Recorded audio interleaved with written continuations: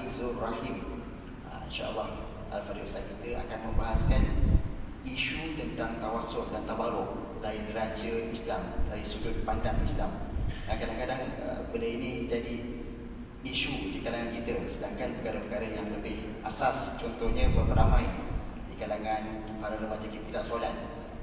Sedangkan isu yang dibahaskan adalah kecil berbanding dengan perkara pokok. Okey, sebelum kita mulakan majlis kuliah kita pada hari ini, kita buka dengan kitab Sayyidina Muhammad bin Al-Fatihah. A'udzubillahi minasyaitonir rajim. Bismillahirrahmanirrahim. Alhamdulillahirabbil alamin arrahmanir rahim maliki yaumiddin iyyaka na'budu wa iyyaka nasta'in ihdinas siratal mustaqim siratal ladzina an'amta 'alaihim ghairil maghdubi 'alaihim waladdallin. Fala tafadhal mashkura.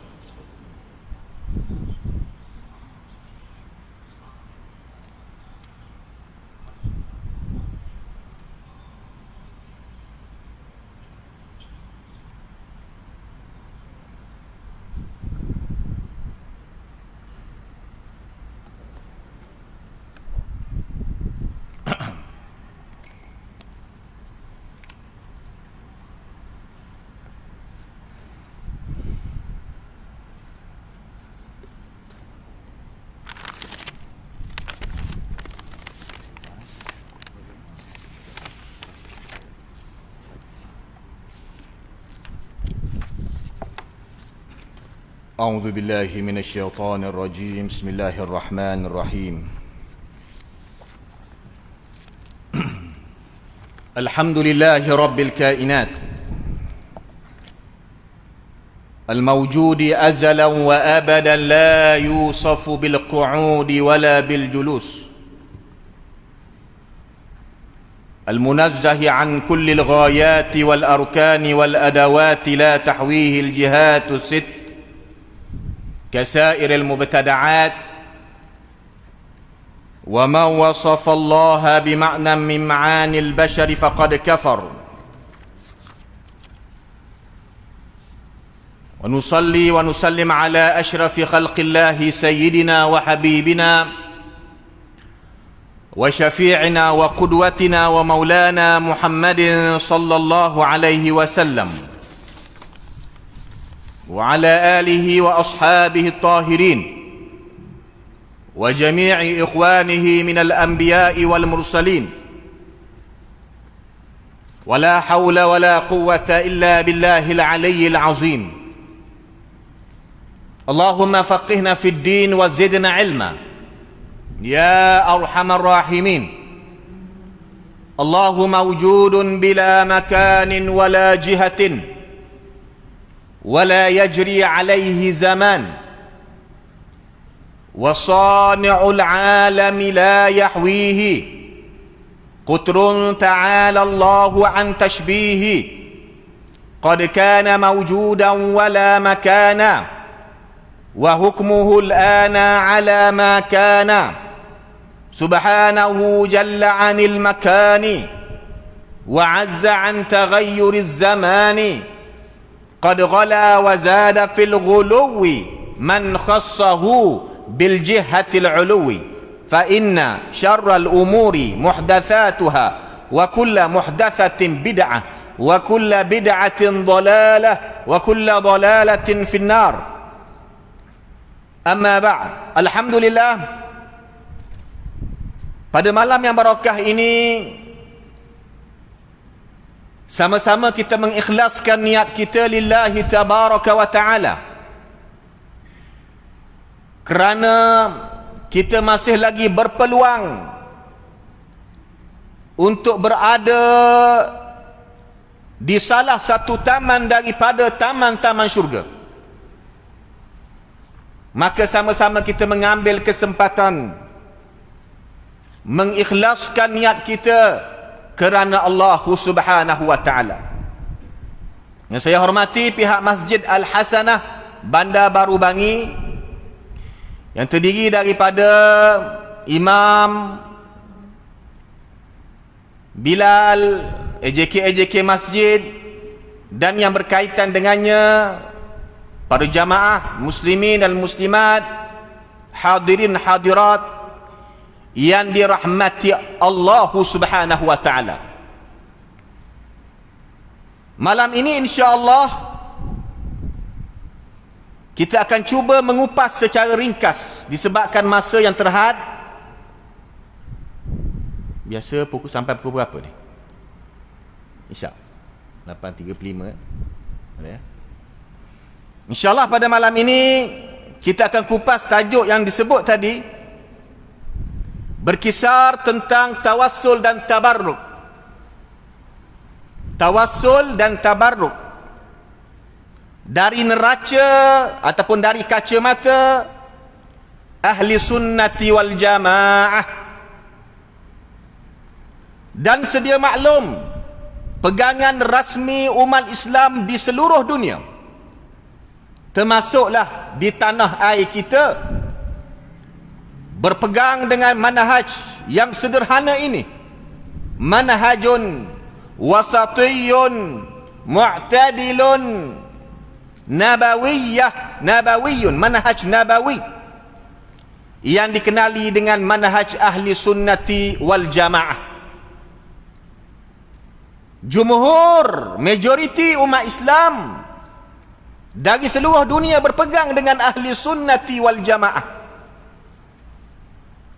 Dan kita kena tahu bahawasanya apabila disebut ahli sunnati wal jamaah, maka yang dimaksudkan dengannya adalah al-Asy'ariyah dan al-Maturidiyah yang mengikut aliran Imam Abu Mansur, Imam Al-Asy'ari dan Imam Al-Maturidi rahimahumallah. Dan inilah yang diungkapkan oleh pensyarah kitab Ihya Ulumuddin. Kitab Ihya ni kitab yang sangat tersohor di kalangan ulama-ulama Islam, yang dihimpun, yang ditulis oleh Al-Imam Al-Ghazali rahimahullah. Al-Imam Al-Ghazali dia tulis kitab Ihya, dan kitab itu disyarah oleh beberapa ulama, antaranya Al-Imam Al-Hafidh Khatam Al-Lughawiyyin, Imam Murtada Az-Zabidi rahimahullah telah berkata, idza utliqa ahlu sunnati wal jamaah fal muradu bihim al-Asy'ariyah wal Maturidiyah. Bila disebut, bila diungkapkan, bila dikatakan ahli sunnati wal jamaah, maka yang dimaksudkan dengannya adalah Asy'ariyah dan Maturidiyah. Secara ringkasnya, pengajian sifat 20 ataupun sifat 13 yang dipegangi oleh umat Islam termasuk di tanah air kita, itulah manhaj Al-Imam Al-Asy'ari rahimahullah. Jamaah yang dirahmati Allah Subhanahu wa taala. Jadi kita kena selalu beringat bila dikatakan ahli sunnati wal jamaah, sama ada Asy'ariyah ataupun Maturidiyah. Dan mestilah mengikut mazhab daripada 4 mazhab muktabar dalam bidang fiqh: Syafi'i, Maliki, Hambali, Hanafi. Kita di tanah air kita, jumhur majoriti bermazhab Syafi'i. Dan apabila disebut ahli sunnati wal jamaah, tidak lari daripada membicarakan tentang tasawuf, ilmu tasawuf, membicarakan tentang perihal ahli sufi as-sadiqin yang benar, ahli sufi yang benar. Jadi ketiga-tiga perkara yang kita sebut tadi, itulah ahli sunnah wal jamaah. Mudah sahaja nak kenal ahli sunnah wal jamaah. Kita bersyukur kita sekarang ini berada dalam manhaj yang sederhana ini. Dan akidah ahli sunnah wal jamaah diambil daripada Quran dan sunnah Rasulullah, diambil daripada perjuangan akidah yang dibawa oleh Nabi kita Muhammad sallallahu alaihi wasallam, yang mana Nabi kita menyampaikan dakwahnya kepada kaumnya. Intipati dakwahnya adalah akidah, beriman kepada Allah, percaya kepada Allah, tidak mensyirikkan Allah Ta'ala dengan makhluk dan tidak menyamakan Allah Ta'ala dengan makhluk. Laisa kamitslihi syai'. Diajar bahawasanya, beriman bahawasanya Allah Ta'ala itu ada, tidak ada permulaan dan tidak ada pengakhiran. Huwal awwal wal akhir. Kewujudan Allah Ta'ala tidak diliputi tempat dan juga arah. Tidak bertempat, tidak bermasa, tidak berzaman. Wa ajma'u ala annahu la yahwihi makan wa la yajri alaihi zaman. Kata ulama, ijma' dari ilmuwan Islam, Allah Ta'ala tidak diliputi tempat dan juga tidak dilalui padanya waktu dan juga zaman. Daripada intipati manhaj ahli sunnah wal jamaah ini adalah at-tawassul wa tabarruk, iaitu bertawassul dan bertabarruk. At-tabarruk ringkasnya membawa maksud ambil keberkatan. Tabarraka ya tabarraku tabarrukan. Tawassul maksud dia secara ringkasnya wasilah. Tawassala ya tawassalu tawassulan. Tajuk tawassul dan tabarruk ini telah disepakat, telah dikupas oleh ulama, telah dimuktamadkan tajuk ini daripada dulu lagi, bahawasanya perbuatan tawassul dan tabarruk di sisi syarak, di sisi Islam adalah harus. Benda dah lama dikupas oleh ulama. Sepatutnya tak perlu kita ulangi lagi tajuk ini. Tak perlu diulangi lagi tajuk tawassul tabarruk, sebab benda dah lama. Kalau orang belajar agama, dia akan tahu benda ini. Boleh ke, tidak boleh ke, dan berkaitan dengannya. Tetapi umat Islam, terutama sekali orang-orang awam yang tidak ada asas agama, diganggu. Itu masalah. Diganggu. Kalau tak ada gangguan, tak ada masalah. Diganggu, dicemari. Kalau bahasa kasar dia dinodai, digodai. Ibarat macam itu. Diganggu, musyawwash, diganggu, tashwish, gangguan daripada pihak-pihak tertentu yang ingin mengelirukan orang Islam tentang tawassul dan tabarruk, sehingga lahirlah ataupun hingga muncullah kenyataan yang mengatakan bahawasanya tawassul dan tabarruk itu bukan daripada ajaran ahli sunnati wal jamaah. Jamaah yang dirahmati Allah Subhanahu wa ta'ala, sebelum kita nak mengupas secara ringkasnya bab tawassul ni dengan masa yang begitu singkat pada malam ini, kita kena faham apa yang dimaksudkan dengan ibadah.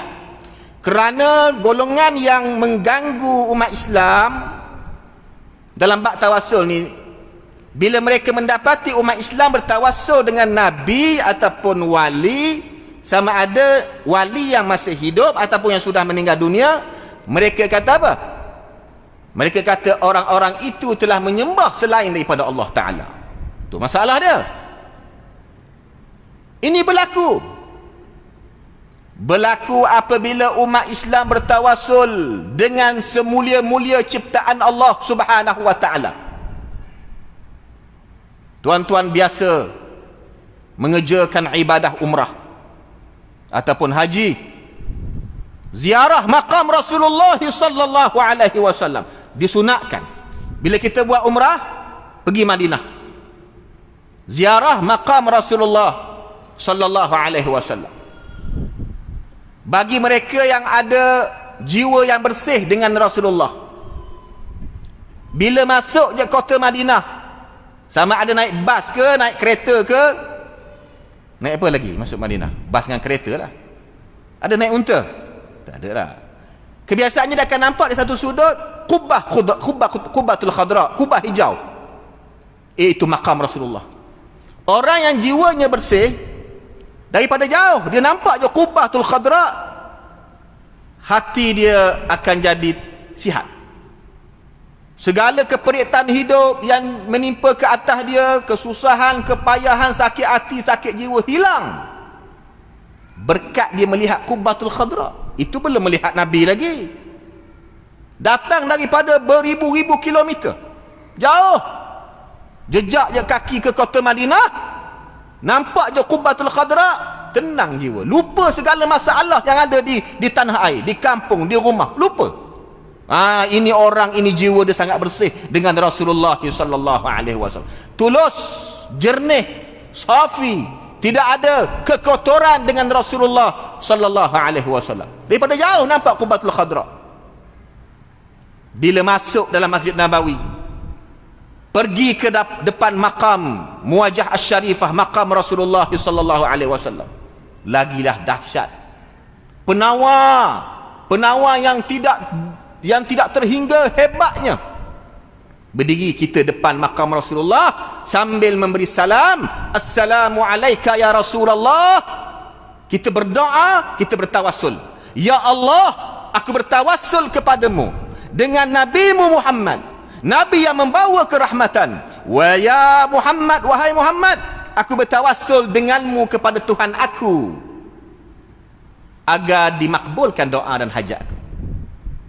Ini amalan daripada dulu lagi, daripada zaman dulu, bukan perkara yang baru. Bila sampai berdiri di depan makam Rasulullah, dia akan buat benda macam ni. Tawassul, selain kita beri salam, kita bertawassul. Jadi tawassul ni perkara yang disepakati oleh ulama. Tapi tuan-tuan biasalah, kalau kena halau ke kena apa tu biasa. Dah, jadi kita kena faham makna ibadah. Kenapa mereka bila tengok kita bertawassul, mereka marah, mereka kata haram, mereka kata syirik, mereka kata engkau menyembah selain pada Allah Ta'ala, kerana mereka tidak memahami makna sebenar ibadah. Mereka tidak memahami makna sebenar ibadah. Mereka ajar pada anak-anak kita, kalau engkau nampak si fulan pergi ziarah kubur Nabi ke, kubur wali ke, kubur ulama ke, dia bertawassul dengan orang-orang soleh tu, itu syirik, itu menyembah selain daripada Allah. Ini yang berlaku. Maka kita paksa mengulangi tajuk ini, kerana ini akan mencetuskan takfir, gejala mengkafirkan umat Islam.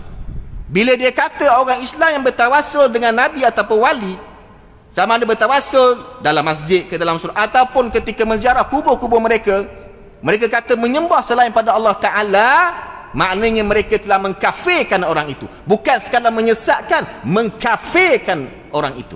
Rasulullah sallallahu alaihi wasallam dalam satu hadis berkata, barang siapa yang menyeru saudaranya yang seagama, ya kafir, kalau dia tak betul-betul kafir, lontaran itu akan kembali kepada dia. Walaupun dia tak kata wahai kafir, tapi dia bermaksud sedemikian. Dia kata orang itu menyembah selain pada Allah Ta'ala. Mereka sebenarnya tidak memahami makna sebenar ibadah. Di sisi ulama ahli sunnah wal jamaah, terutama sekali daripada kalangan daripada bidang bahasa Arab, mereka kata apa? Al-ibadah hiya aqsa ghayatil khusyu'i wal khudu'. Ibadah ni, bila kata ibadah, maksud dia aqsa ghayatil khusyu'i wal khudu', kemuncak rasa kekhusyukan dan rendah diri. Aqsa, kemuncak paling tinggi, habis dah ni. Khusyuk wal khudu', rasa kekhusyukan dan rasa penghinaan serta rendah diri. Itu makna ibadah. Maka dapat dipahami di situ, kata ulama, sekadar seseorang menyeru orang yang dah mati, menyeru Rasulullah, kita pergi Madinah, ya Rasulullah, kemudian berpindah ke makam Sayyidina Abu Bakar, ya Abu Bakar, Sayyidina Umar, ya Sayyidina Umar, kemudian ke Baqi', sekadar menyeru orang yang dah meninggal dunia ataupun orang yang dah mati, tidak dianggap beribadah kepada orang itu. Sekadar menyeru mereka walaupun sudah meninggal dunia, tidak dikira ibadah. Sebab maksud ibadah aqsa ghayatil khusyu'i wal khudu', kemuncak rasa rendah diri dan penghinaan. Itu hanya dilakukan kepada Allah Subhanahu wa ta'ala. Jadi disebabkan pihak-pihak yang mengganggu umat Islam, dia tak jelas benda macam ni, makna ibadah pun mereka tak faham.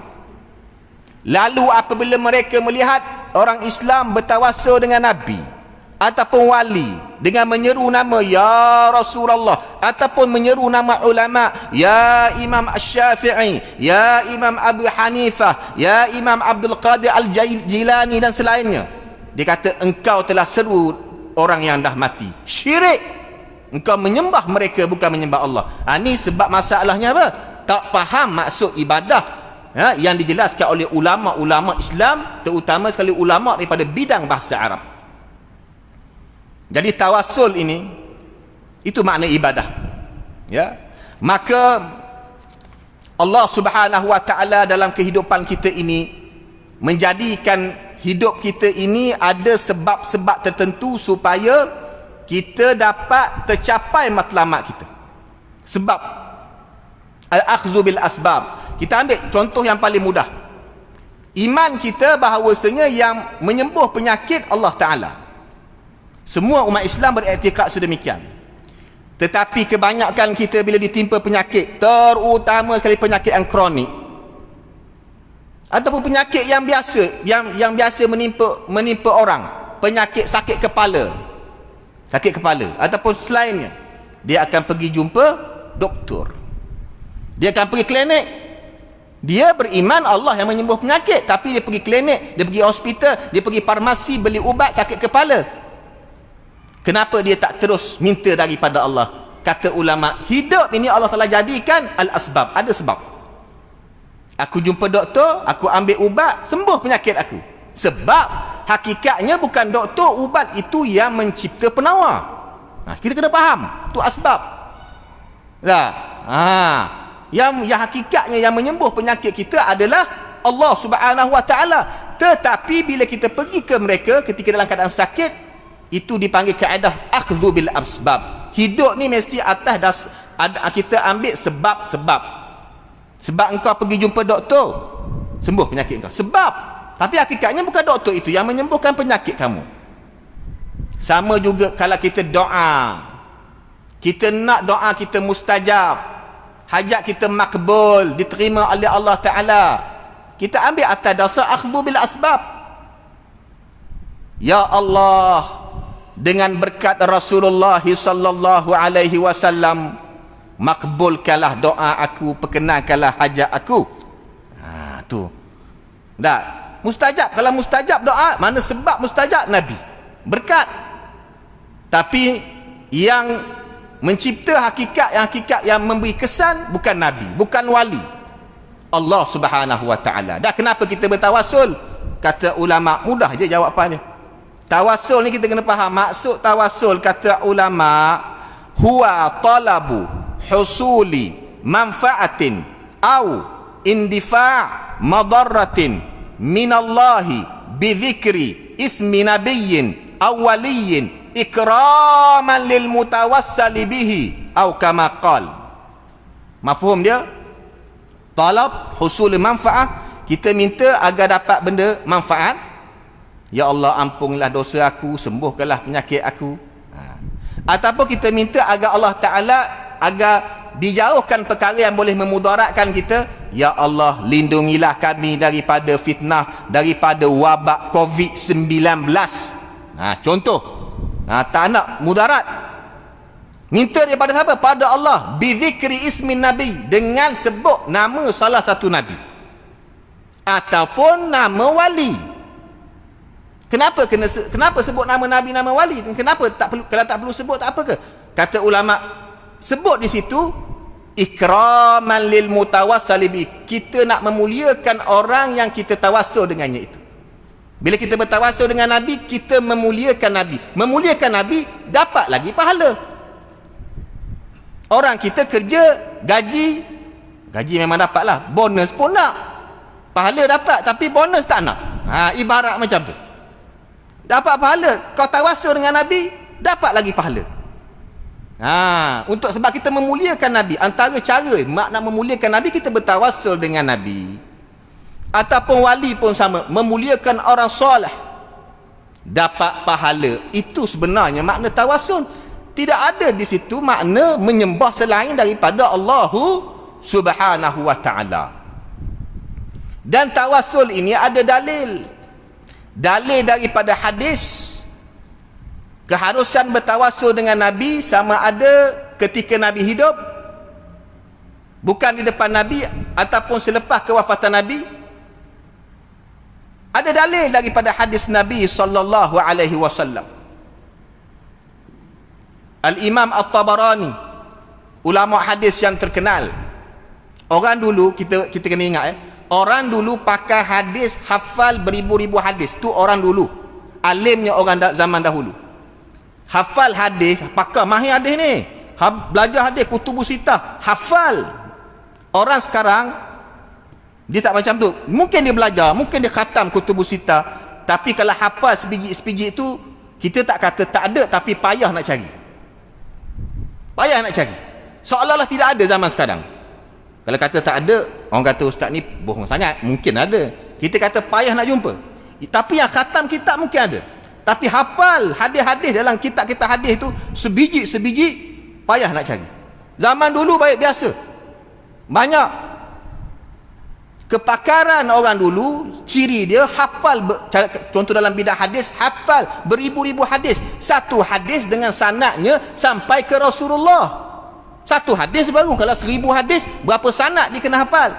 Dia kena ingat setiap keadaan perawi satu persatu. An fulan, fulan ni siapa nama dia, lahir di mana, keturunan mana, siapa tok guru dia, kena tahu satu-satu. Ilmu mustalah hadis itu baru satu hadis. Kalau 1000 hadis, tu kehebatan orang zaman dulu. Zaman sekarang ni payah nak cari orang macam itu. Cuma terdapat segelintir masyarakat, dia mengukur kealiman seseorang dalam bidang hadis melalui kertas, melalui sijil. Contohnya PhD hadis, dia ni PhD hadis ni, pakar hadis, mahir ni. Kita buat perbandingan. Dulu tak seperti itu. Orang dulu hafal hadis beribu-ribu hadis dengan sanadnya sampai ke Rasulullah sallallahu alaihi wasallam. Orang sekarang lain, tuan-tuan. Tapi orang dulu dia mahir ilmu hadis, dia tak sombong. Kalau bab fiqh dia taklid pada mazhab. Dia kata aku bermazhab Syafi'i. Contoh Imam Al-Baihaqi, ulama hadis, Al-Hafiz, darajah hafiz dalam ilmu hadis, tapi dia sandar kepada mazhab Syafi'i. Dia sendiri pun tahu tak layak jadi mujtahid mutlak seperti Imam Syafi'i. Dia taklid. Orang sekarang ni baca 2, 3, 4 hadis, khatam sikit-sikit kitab hadis, bila bab fiqh aku tak nak ikut mazhab. Tu orang zaman sekarang. Bukan semualah, ada segelintirnya macam tu. Aku mahir bidang hadis ni memang lama. Maka dalam bab fiqh aku tak nak ikut. Tu masalah, tuan-tuan. Beza orang dulu zaman sekarang ini. Jadi seorang ulama hadis nama dia Al-Imam Al-Hafiz At-Tabarani. Al-Imam Al-Hafiz At-Tabarani rahimahullah, dia diriwayatkan satu hadis dalam kitabnya Al-Mu'jam, dan dia mensahihkan hadis itu, bahawasanya satu hadis yang diriwayatkan daripada seorang sahabat, nama sahabat itu Uthman bin Hunayf. Uthman bin Hunayf yang menceritakan kisah ini. Katanya, ketika mana kami bersama dengan Rasulullah sallallahu alaihi wasallam, tiba-tiba datang muncul seorang pemuda yang buta, a'ma, datang dekat dengan Rasulullah, minta pada Rasulullah agar Rasulullah mendoakan untuk dia supaya dia boleh tengok, boleh nampak. Rasulullah sallallahu alaihi wasallam berkata kepada orang yang buta itu, in syi'ta sabarta, tapi kalau engkau sabar tak ada masalah, hidup buta pun tak ada masalah. Dia kata, payah aku hidup seorang diri. Maka Nabi kata apa? Maka berkatalah Nabi kepada orang tersebut, pergilah kamu berwuduk, lakukan solat sunat 2 rakaat, dan berdoalah dengan doa ini. Doa apa tu? Doa tawassul. Ada makna tawassul. Doanya yang berbunyi, Allahumma inni as'aluka wa atawajjahu ilaika binabiyyika Muhammad nabiyyir rahmah, ya Muhammad inni atawajjahu bika ila rabbi fi hajati lituqdali. Makna dia, ya Allah, aku mohon padamu dengan nabimu, nabi yang membawa kerahmatan, wahai Muhammad, aku bertawassul, bertawassul denganmu kepada Tuhan aku supaya hajat aku makbul. Nabi ajar doa ni pada pemuda tadi. Lalu pemuda tersebut pun beredar daripada majlis itu, buat apa yang disuruh oleh Rasulullah sallallahu alaihi wasallam. Maknanya pergi ambil wuduk, pergi sembahyang, doa, bertawassul dengan Nabi. Bukan di depan Nabi. Bukan di depan Nabi, di belakang Nabi. Maknanya dia keluar daripada majlis Nabi. Tiba-tiba sahabat yang menceritakan kisah ini itu Uthman bin Hunayf, dia kata, tiba-tiba masuk lelaki tadi. Lelaki yang buta tadi, yang datang tadi, waqad absara, dia dah boleh melihat. Celik. Doanya mustajab, kata ulama, sebab dia bertawassul dengan Rasulullah sallallahu alaihi wasallam. Dia bertawassul dengan Rasulullah sallallahu alaihi wasallam. Ini dalil yang sangat kuat menunjukkan akan keharusan bertawassul dengan Nabi. Mungkin ada yang berkata, ketika Nabi hidup tak apa, boleh. Lepas wafat tak boleh, sebab bila orang dah mati tak ada manfaat lagi untuk orang hidup. Ada orang beranggapan macam ini. Sebab itulah sebahagian daripada orang awam kita diganggu oleh pahaman-pahaman yang mencemarkan mereka. Kalau tuan-tuan biasa dengar pahaman yang disebut sebagai Wahabi, selalu duk main isu. Dia oranglah di antara yang mencelarukan lagi masyarakat. Terpaksa kita ulangi tajuk ini sebab buat-buat ni dibiarkan masuk dalam masyarakat kita. Ibarat dibiarkan. Dia kata, itu ketika Nabi hidup tak apalah, dah mati tak boleh, tak manfaat lah, dah mati dah. Siapa yang kata sedemikian? Dalam satu hadis kata ulama, Nabi sendiri bersabda, hayati khairul lakum wa mamati khairul lakum. Aku hidup ada manfaat bagi kamu. Maknanya kalau nak kaitkan kisah tadi, tawassul berlaku ketika Nabi hidup, betul lah. Wa mamati khairul lakum, bila aku mati nanti pun ada kebaikan. Maknanya orang Islam bertawassul dengan Nabi selepas kewafatan baginda alaihi salatu wassalam. Jadi bukan tak perlu jadi masalah isu bab ini, tuan-tuan. Sebab itulah ada sahabat berlaku kisah pula selepas kewafatan Rasulullah sallallahu alaihi wasallam. Kisah ini juga diriwayatkan oleh Imam At-Tabarani daripada sahabat yang sama juga. Nama dia Uthman bin Hunayf. Uthman bin Hunayf. Uthman bin Hunayf ni dia didatangi oleh seorang pemuda. Ini cerita ni, kisah ni zaman pemerintahan khilafah Sayyidina Uthman bin Affan. Uthman bin Affan, ya. Jadi sahabat yang bernama Uthman bin Hunayf, ni kisah ni berlaku zaman pemerintahan Uthman bin Affan. Daripada Uthman bin Hunayf ada, jangan keliru pula Uthman bin Hunayf dengan Uthman bin Affan. Uthman bin Hunayf ni didatangi oleh seorang lelaki mengadu pada dia, aku ni setiap kali nak pergi jumpa khalifah Sayyidina Uthman bin Affan tak berjaya. Tak berjaya. Tidak berjaya, katanya di situ. Maka Uthman bin Hunayf ni dia ajar pada lelaki tadi, engkau pergi ambil wuduk, engkau solat sunat 2 rakaat, kemudian engkau berdoa dengan doa ini. Doa yang sama berlaku zaman Nabi. Allahumma inni as'aluka, ya Allah aku mohon padamu, aku bertawassul kepadamu dengan nabimu Nabi Muhammad. Doa yang sama. Ini selepas kewafatan Nabi. Ini kita nak jawab balik kepada dakwaan kata tawassul hanya boleh ketika Nabi hidup, lepas Nabi dah mati tak boleh. Ini berlaku zaman Sayyidina Uthman bin Affan. Uthman bin Hunayf dia ajar lelaki tadi doa tadi. Lelaki tersebut pun buat. Dalam doa tu dia kata, sebut hajat kamu. Kemudian lepas kamu dah buat benda tu, kamu pergilah ke tempat ke kediaman ataupun ke pejabat lah, istana khalifah Sayyidina Uthman bin Affan.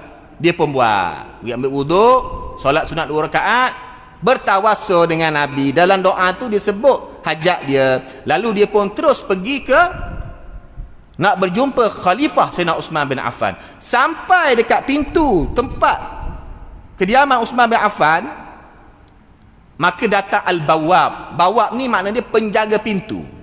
Arab panggil bawab. Terus dia pegang lelaki tadi, terus bawa masuk tanpa ada cakap tanya apa-apa lagi. Pelik lah tuan-tuan. So ibarat macam kita nak pergi jumpa raja, jumpa agung. Lah, ibarat macam tu. Pengawal tu dia terus nampak je lelaki tadi datang, terus dia sambut, bawa ke, terus berjumpa dengan khalifah ni, khalifah Uthman bin Affan.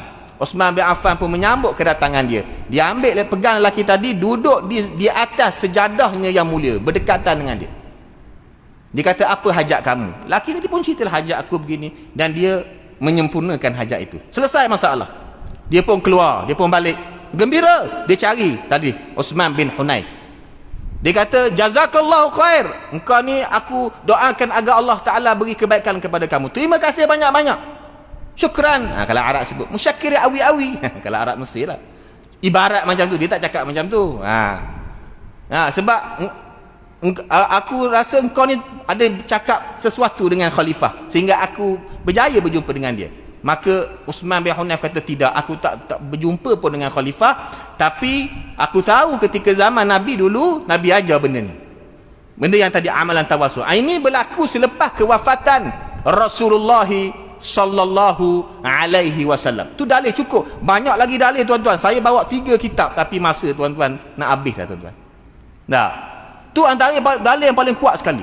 Keharusan bertawasul, dan digalakkan, bukan sekadar harus, digalakkan, disarankan kita bertawasul dengan orang-orang soleh, apatah lagi kita bertawasul dengan junjungan besar Nabi kita Muhammad sallallahu alaihi wasallam. Tawasul ni banyak cara. Itu cara kita berdoa. Itu dalil-dalilnya ada. Begitu juga bertawasul dengan perbuatan. Contohnya, seseorang pergi ziarah kubur orang soleh untuk mengambil keberkatan. Boleh ke tak boleh ni tuan-tuan? Sebab ada orang tak boleh, dia kata jangan kau buat ambil berkat-berkat ni, khurafat, syirik-syirik ni. Siapa yang kata? Orang tu kata. Tak. Berapa ramai jutaan umat Islam daripada seluruh dunia pergi ke Madinah Al-Munawwarah. Pergi Mekah dulu, kemudian pergi Madinah. Dalam hati dia, aku nak ziarah makam Rasulullah sallallahu alaihi wasallam. Belum naik kapal terbang lagi, keluar daripada rumah tu, niat dia, aku nak ziarah kubur Rasulullah. Tu kira tawasul tuan-tuan. Niat musafir untuk ziarah kubur. Ijma' ulama' kata harus. Cuma mereka yang menafikan keharusan ini kata tak boleh. Sebab apa? Berpunca daripada kenyataan orang dahulu yang menyeleweng, nama dia Ibnu Taimiyah. Ibnu Taimiyah yang mereka gelar-gelarkan sebagai Syekhul Islam, kata beliau, haram ziarah ke Madinah dengan niat ziarah kubur. Nak pergi Madinah boleh, tapi dengan niat ziarah kubur. Kalau kau niat ziarah kubur, syirik. Itu perjalanan yang syirik. Tak boleh qasar jamak, tak boleh, kata dia. Bangkitlah Imam As-Subki. Di zaman dia, ni kitab dia tuan-tuan, yang berjudul Syifa'us Saqam. Nak baca tak sempat tajuk dia, tapi kita tunjuk. Syifa'us Saqam fi ziyarati khairil anam, ditulis Al-Imam Taqiyuddin As-Subki rahimahullah. Dia jawab balik kenyataan Ibn Taimiyah tadi. Dia kata, mana mungkin boleh begini. Ulama bersepakat akan harus. Tiba-tiba engkau kata syirik tuan-tuan. Lepas tu kita kata mereka yang menafikan isu ini menyesatkan umat Islam. Dibawa dalil-dalil dia dengan nyataan ulama. Jadi kita menziarahi kubur Nabi untuk mengambil keberkatan Rasulullah sallallahu alaihi wasallam, dan ini yang dilakukan oleh para sahabat. Sayyidina Bilal daripada bumi Syam ni, lepas wafat Nabi, bermimpi satu ketika Nabi datang, dia kata, engkau pergi ke mana ni Sayyidina Bilal? Lama dah engkau menghilang. Nak Sayyidina Bilal bangun, naik dia punya kenderaan, terus menuju ke Madinah Al-Munawwarah. Kisah ni juga disebut dalam kitab ini tuan-tuan, Syifa'us Saqam ini, dengan sanadnya sampai kepada kisah tersebut. Dia terus naik kenderaan pergi ke Madinah Al-Munawwarah.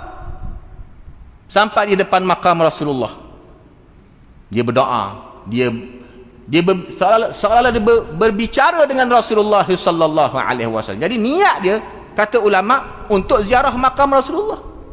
Kalaulah nak dipegangi pegangan syirik orang pasal niat pergi Madinah untuk ziarah kubur, maka telah kafirlah banyak para sahabat. Para tabi'in pun buat sedemikian. Para alim ulama. Zaman Imam Malik ada khalifah nak buat haji, dia minta pandangan kepada Imam Malik rahimahullah. Aku bila sampai depan makam Rasulullah, bila aku nak berdoa, adakah aku nak menghadap mukaku ke makam Rasulullah ataupun ke kiblat? Kata imam, kenapa engkau perlu memalingkan wajah engkau daripada wasilah engkau? Itulah wasilah engkau dan wasilah bapa engkau Nabi Adam alaihissalam. Menghadaplah ke Kaabah, menghadaplah ke makam Rasulullah, berdoalah, mintalah syafaat. Dia tak kata khalifah doa menghadap ke kiblat, jangan menghadap ke makam. Sebab apa? Sebab mereka menganggap berdoa menghadap ke Kaabah seolah-olah engkau, bukan seolah-olah, memang engkau, maknanya engkau menyembah. Menghadap ke makam, engkau bermaksud engkau menyembah makam, menyembah kubur. Lebih masa? Ha? 5 minit lagi ke boleh? Ke? Kita nak penutup ni.